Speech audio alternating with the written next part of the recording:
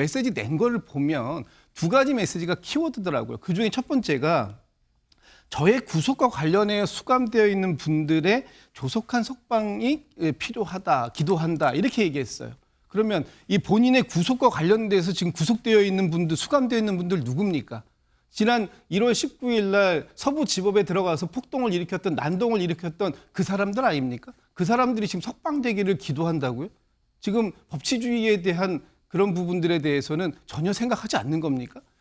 또 한 가지 부분이 이렇게 말씀하시더라고요. 대통령의 헌법상 권한에 따라서 공직자로서 맡은 바 임무를 수행하면서 지금 고초를 겪고 계신 분들, 이분들도 석방되기를 기대한다? 그분들이 누굽니까? 수방사령관, 특전사령관, 방첩사령관 이런 분들이고 조지호 경찰청장 이런 분들 아니에요.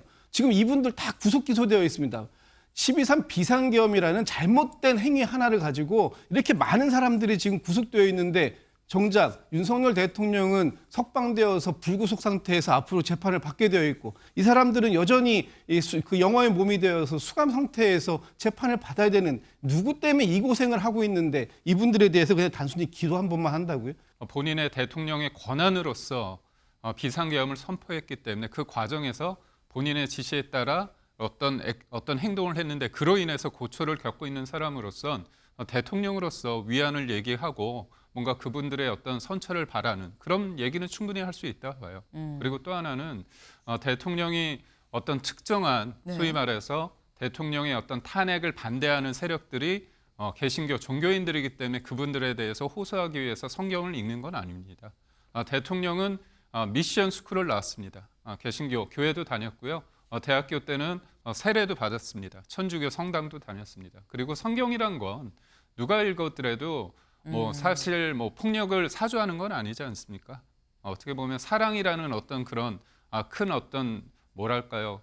큰 사랑으로서 어떤 세상에 대해서 소위 말해서 상대를 소위 말해서 뭐라고 할까요? 나를 싫어하고 악인마저도 이렇게 품으라는 그런 내용 아닙니까? 그렇기 때문에 성경을 읽었다는 자체를 그렇게 폄하하거나 아니면 본인의 생각에 갇혀 있다 이렇게 비판하는 건 좀 맞지 않을 것 같고. 구속 기간 52일 동안 많이 배우셨다라는 말씀하십니다.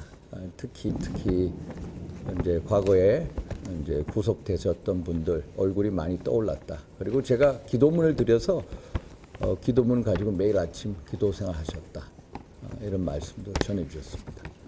오랫동안 고생을 하고 나오셔서 건강 괜찮은지 안부를 여쭙기 위해서 전화를 드렸고 서로 안부만 주고받았고 특별히 정치적이거나 정무적인 사항에 대해서는 서로 대화하진 바가 없습니다. 그냥 구체적인 말씀을 드릴 건 없고요. 그냥 그 정도 통화는 했습니다. 통화가 왔으니까 했겠죠. 네. 네, 지금 권성동 원내대표, 윤상현 의원, 나경원 의원 등등해서 이른바 친윤으로 분류가 되는 의원들 그 여당의 지도부 이 중진 의원들과 지금 다 통화를 했다라는 거예요. 근데 이런 얘기를 했다라는 거죠. 건강은 이상 없다. 잠을 많이 자니까 더 건강해졌다. 그리고 구치소는 대통령이 가도 배울 게 많은 곳이더라. 성경책을 많이 읽었다라고 얘기를 했다고 합니다. 근데 이 부분 구치소는 대통령이 가도 배울 게 많았다. 52일 동안 윤 대통령이 무엇을 구치소 안에서 배웠느냐라는 거죠. 지금 김진욱 대변인께서는 아마 정치적 그립감을 어떻게 갖고 가야 되는 거고 정치를 어떻게 해야 되는 건가라는 거에 대한 배움이 있지 않았겠느냐라는 말씀하셨는데 김기영 대변인께서는 어떻게 보십니까? 뭘 배웠다고 보세요?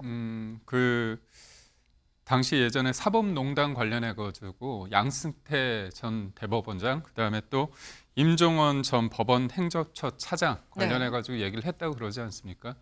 본인이 이제 수사를 하면서 구속 기소가 됐는데 어떻게 보면 이제 권력의 정점이라고 하는 대통령이 구치소에서 그 같은 상황을 마주하는 거 아닙니까?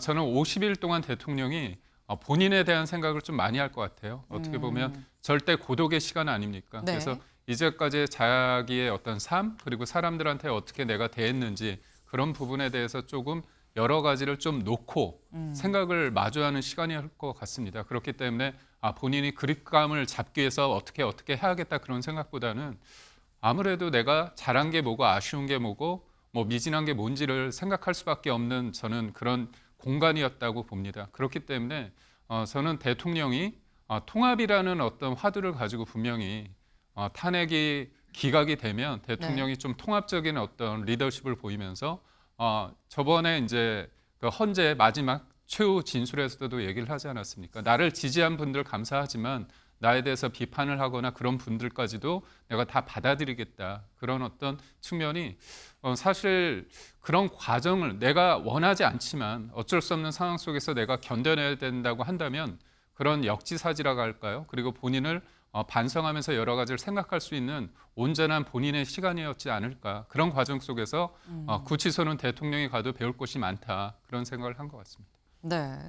사실 윤석열 대통령은 27년 동안 검사로서 살았었죠. 그러면서 누군가를 구속을 시킨 적은 있었어도 본인이 구속이 되는 경우는 또 처음이기 때문에 본인에 대해서 좀 많이 생각하는 시간이 아니었겠느냐. 국정농단 또 수사를 본인 직접 팀장으로서 했었던 입장에서 봤을 땐 더더욱 그럴 거다라는 건데 성경책을 많이 읽었다라는 부분도 있어요.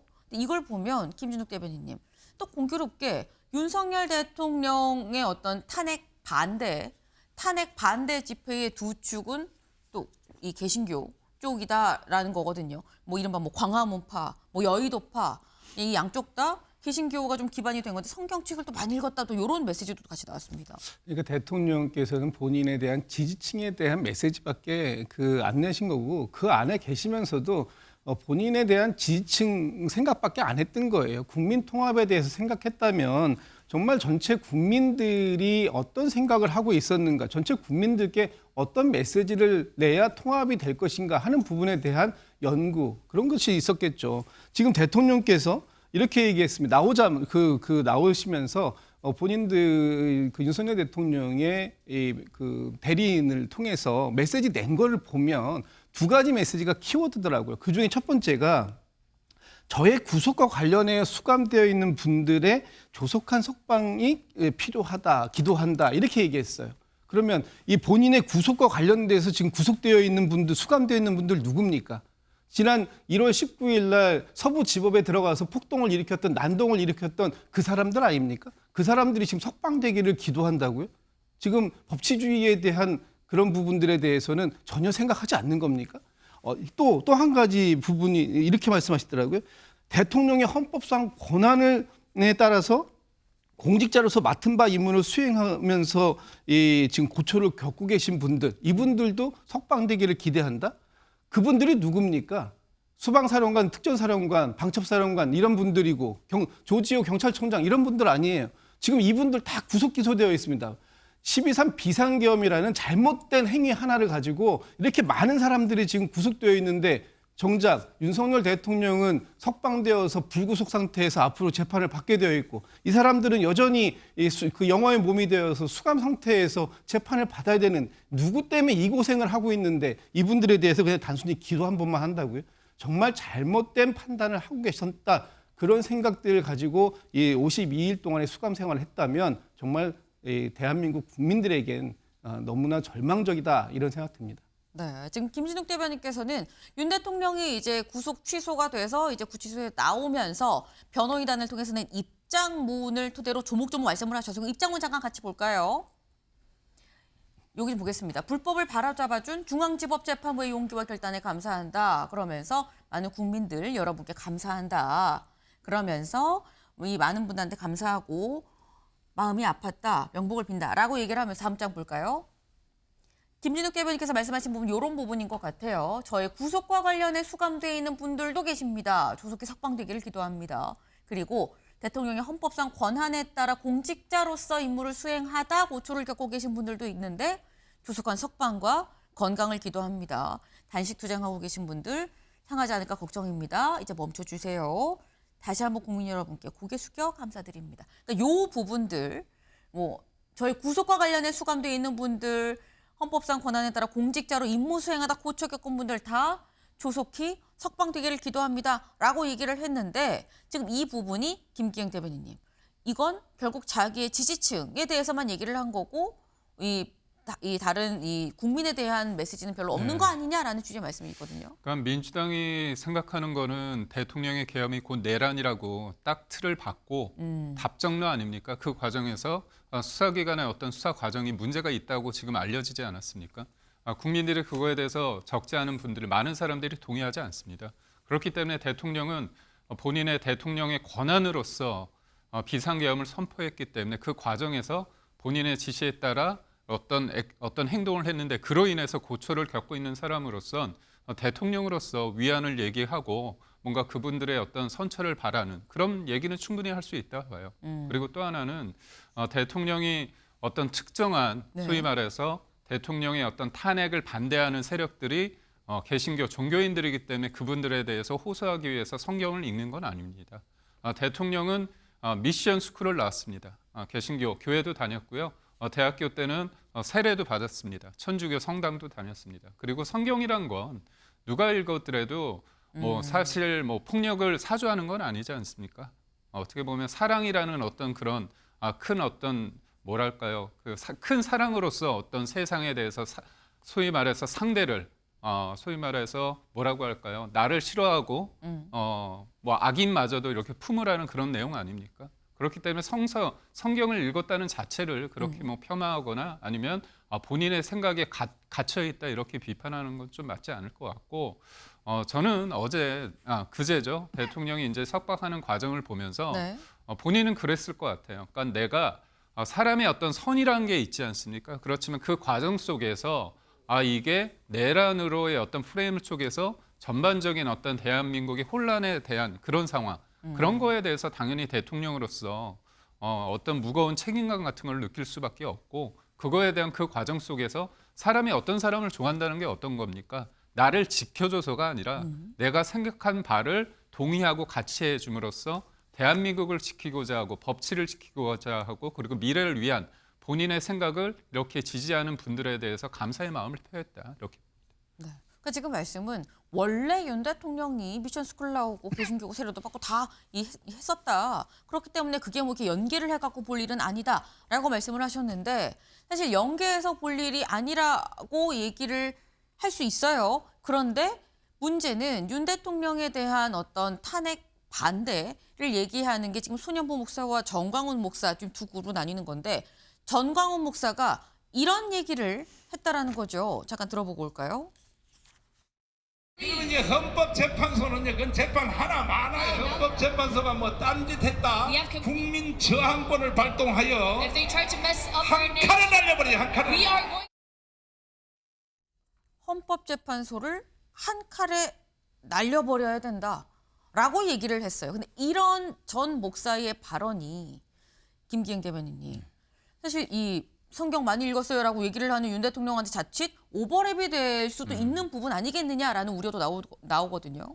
그러니까 대통령에 대해서 헌재 심판에 대해서 문제를 제기하는 방식에 있어서 저는 거친 표현은 저는 동의하지 않습니다. 하지만 국민들이 지금의 상황을 봤을 때 과연 헌재가 헌법과 법률에 의해서 절차를 충분히 지키면서 하고 있느냐 이 부분에 대해서는 조금 많이 반발하고 있는 면이 없지 않아 있습니다. 그래서 거리에서 그다음에 광장에서 이렇게 탄핵에 반대하는 게 대통령 한 개인을 지키고자 하는 게 아니라고요. 이게 쉽게 말해서 대통령이라는 거는 국민들이 선택한 사람 아닙니까? 네. 근데 그런 사람들을 사실상 선출되지 않은 권력이 대통령을 탄핵에 이르기까지 하기 위해서는 무엇보다도 진짜 적확한 어떤 증거를 가지고 해야 되는데 우리가 이번에 구속 취소의 어떤 상황을 봤을 때 그 수사의 어떤 첫 단추라고 할 수 있는 공수처의 수사마저 흔들리고 있지 않습니까?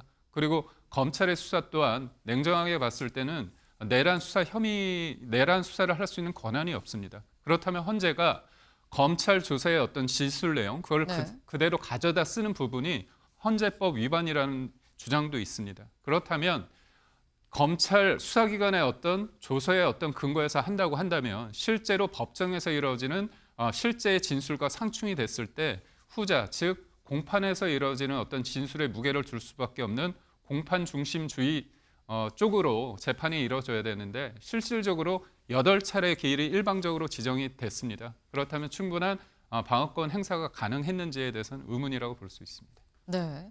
그러니까 지금 이제 과도한 과격 발언에 대해서는 반대하지만 헌재가 그런 부분을 좀 자초한 면이 없잖아 있다라는 말씀인 것 같아요. 김준욱 대변인님.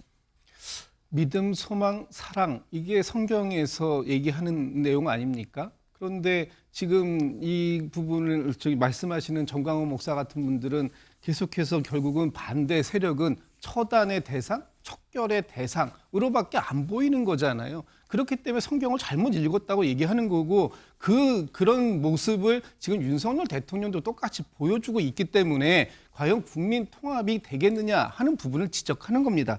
지금 윤석열 대통령에 대해서 헌법재판소를 그 압박하는 이런 모습들이 자꾸 나오는데 저는 헌재가 이런 거에 대해서 전혀 개의치 않을 거라고 보여지고 앞서 계셨던 패널들께서도 헌법재판소에 대한 많은 말씀을 주셨는데 네. 결국은 헌법에 대해서 이번 12.3 비상계엄이 위헌적이었는지 위법적이었는지 또 얼마나 중대성을 가졌는지 하는 부분과 이번 윤석열 대통령의 불구속 상태에서의 이 형사 재판 완전히 성격도 다르고 내용도 다를 수밖에 없는 이 네. 내용을 가지고 그렇게 이렇게 헌법재판소를 마치 윤석열 대통령의 무죄가 있는 것으로 이렇게 압박하는 방식 이런 부분들이 과연 얼마나 헌법재판관들에게 어필이 될 수 있을지 저는 매우 큰 의문을 갖고 있습니다. 네, 종교교회에서에게는 믿음, 소망, 사랑에 입각한 메시지였느냐라는 말씀을 또 하셨어요. 근데 지금 저희가 얘기한 거는 윤 대통령이 지금 이 메시지는 윤 대통령이 이제 구속 취소가 되고 서울구치소를 나오고 난 다음에 낸 메시지인 거죠. 그럼 윤 대통령 앞으로도 계속해서 뭔가 이제 관저에서 있기 때문에 관저에서 메시지를 내는 것이냐라는 건데 다음 기사를 좀 볼까요? 석방길 지지층 달랜 윤 대통령 용산 겸허히 선고 기다릴 거다라는 겁니다. 네.